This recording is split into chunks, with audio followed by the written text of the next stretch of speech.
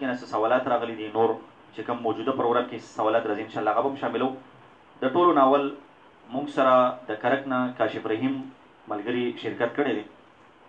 هغوی وایي چې په دې وخت کې جهاد فرض کفایي دی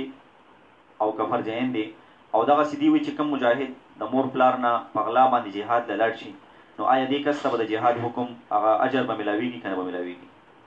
بسم الله الرحمن الرحیم رب اشرح لي صدري ويسر لي امري واحلل عقدة من لساني يفقهوا قولي جهاد هغه وخت کې فرض عین کیږي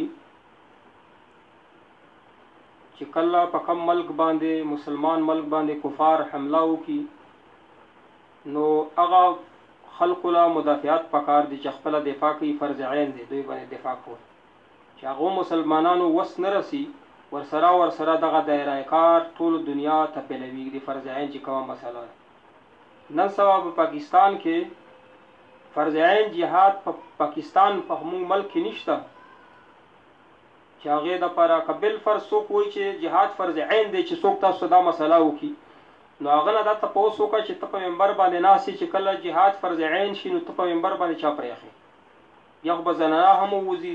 او درس و تدریس به هم عالمان پرېږدي هر یو کار به پرېږدی کله جهاد فرض عین وي نو هر یو کار به پرې تا باندې لازم دي چې بس غته به راسي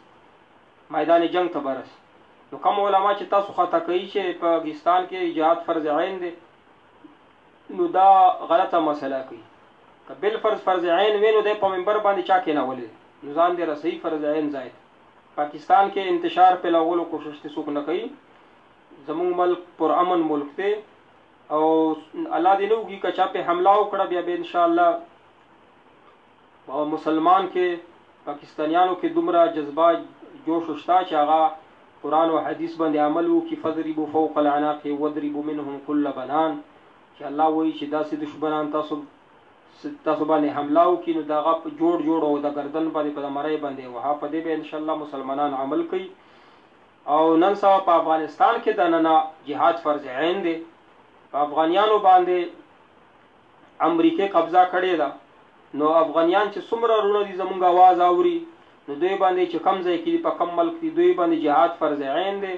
نو دوی د هر قسم مالی جهاد باللسان جهاد بالمال جهاد بالنفس چې کم جهاد څو قسمونه دي کم جهاد دوی نه کېږي نو زمونه د افغانستان ته ورسي په یورپ کې دې نه پټېږي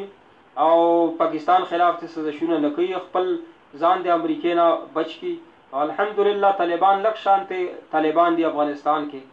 هغه طالبان لږ شانتې ډېر لږ ټولو دنیا کفارو له څومره ښکلی شکست ور ټول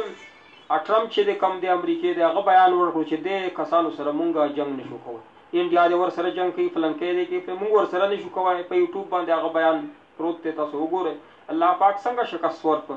1700 کالو کې نو دا افغانیان وروڼه زمونږ مسلمانان او طالبان امارت اسلامي ولا هغه خلق دي چې په ټوله دنیا کې که څوک اولیاء کرام ګوري چې اولیاء کرام وګورو نو راشي افغانستان طالبان دی وګوري دا اولیاء کرام دي چې پورا په دین باندې عمل کوي مونږ تاسو ته درس او تدریس کوو او دعوت تبلیغ کار کوو خو مونږ چې کما د اسلام اوچت ځای دی ښکلا دی چې حدیث کې ورته جهاد دی هغه افغانستان کې طالبان ګونه کوي او په دې نه لوی مقام چا سره نشته په دنیا کې یو مسلمان سره هم نشته چې دوی خپل ځانونه د الله په لار کې شهیدوي داسې څوک کولی شي چې خپل ځان شهید کړي خپل اسلام دپاره خپل وطن دا افغانستان کې طالبان دي چې څوک یې مخالفت کوي نو دنیا کې به جهنم